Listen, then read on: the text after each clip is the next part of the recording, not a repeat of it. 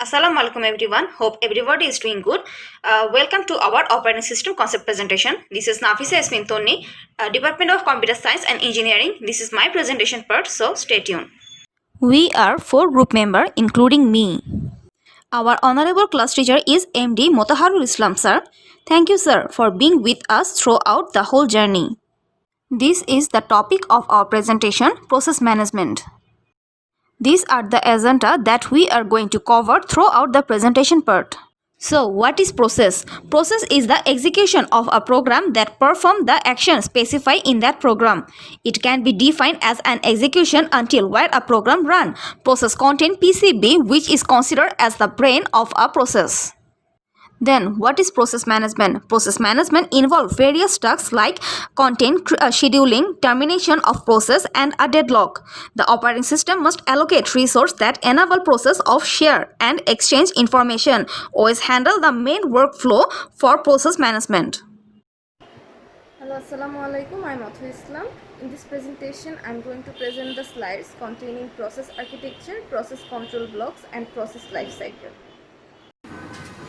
My first slide is on process architecture. Process architecture has 4 steps. First one is stack, which stores temporary data like function, parameter, returns addresses, and local variables. Second step is heap. It allocates memory. It may be processed during its runtime. And third step is data, which contains the variables. The last and fourth step is text. The text section includes the current activity, which is represented by the value of the program counter.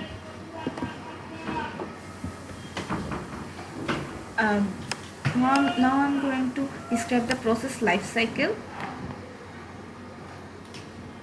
Let's imagine a unit process that executes a simple addition operation and prints it. First one is new state.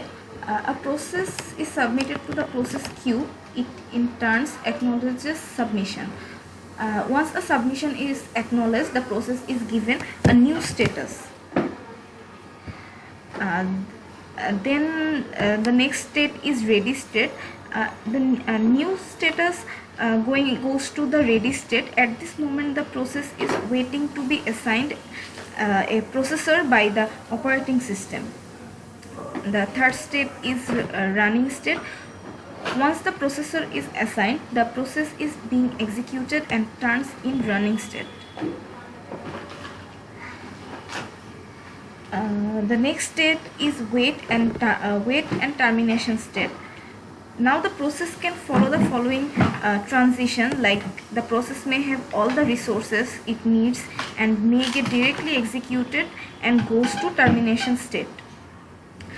Process may need to go to waiting state any of the following reasons. First one is if access to input output device via console, or process may be intentionally interrupted by operating system as a higher priority operation may be required to be completed first. Or a resource or memory access that may be looked by another process, so current process goes to waiting state and waits for the resource to get free. Once the requirements are completed, either it goes back to the priority executed or requested locked resources are available to use. The process will go to running state again, where it may directly go to the termination state or may be required to wait again for the possible required input or resource or priority interruption.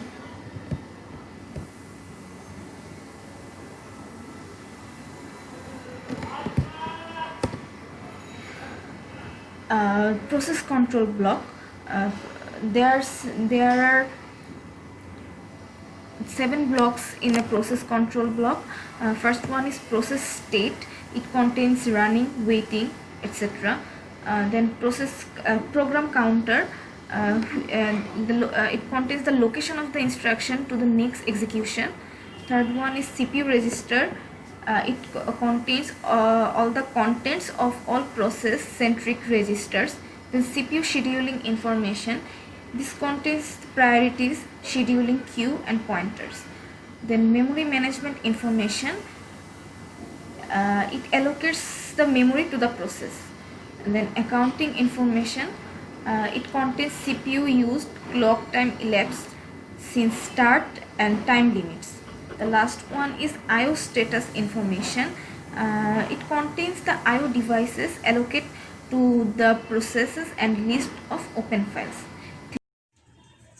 Assalamu alaikum. I am Abul Kaishiru. Today's my topic is process scheduling and context switching.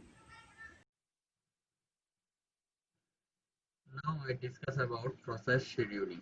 The process scheduling is the activity of the process manager.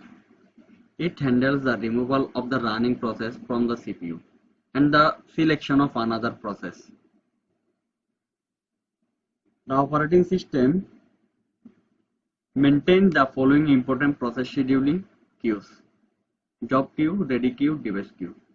Job queue. This queue keeps all the process in the system.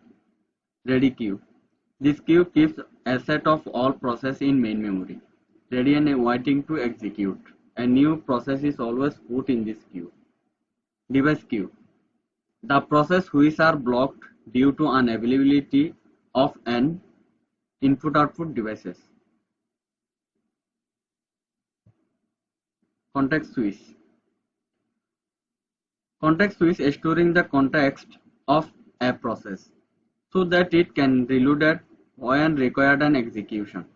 This is feature of a multitasking operating system that has some steps. Save the state.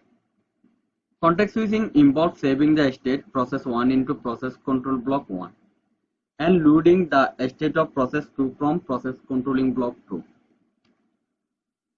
Context of a process represented in the process control block. When a context switch occurs, the kernel saves the context of the old process in its process control block and loads the saved context the new process scheduled to run. Context switch time is overhead. More complex the operating system and the process control block, which is the longer than context switch. Context switching between two threads of the same process is faster than between two different processes threads have the same virtual memory. Time dependent on hardware support. Some hardware provides multiple set of registers for CPU. Multiple contexts loaded at once at a time. Thank you.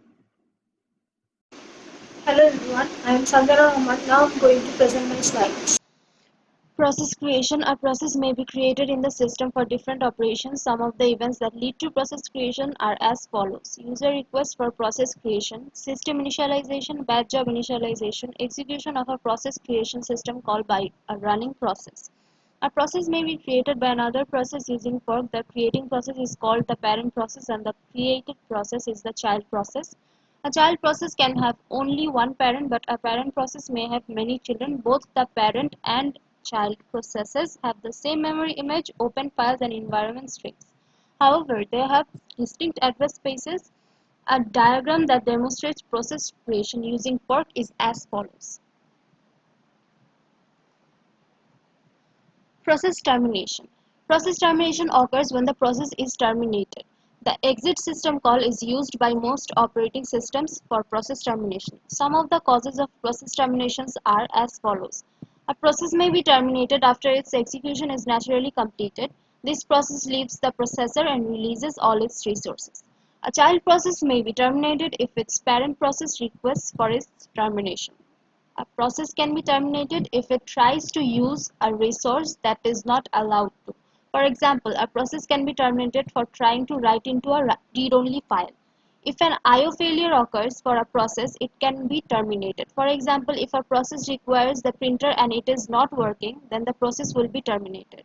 In most cases, if a parent process is terminated, then its child processes are also terminated. This is done because the child processes cannot exist without the parent process.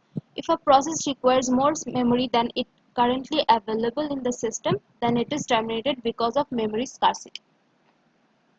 There are various advantages and disadvantages of process management. For advantages, there are: individual processes are independent. if one individual process gets blocked, remaining processes can continue execution. Processes don't share memory, that's how individual processes have independent data and code segments. Multi-program and time sharing is also an advantage. Complex processing can be explored in T0 subprocessing. There are disadvantages also. The disadvantages are the processes are heavyweight, they need a lot of resources. Processes need a lot of time for process creation and termination. Process management is relatively slower than any other operating system managements. Process creation and switching is expensive. And there are deadlocks also, which creates a problem.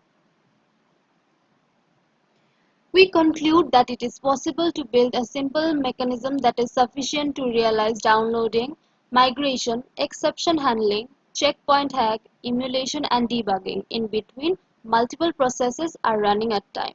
And the real-time examples are media player laptops, CPU, TV, mobile, etc. Thank you, and if you have any other questions, please ask. Assalamu alaikum.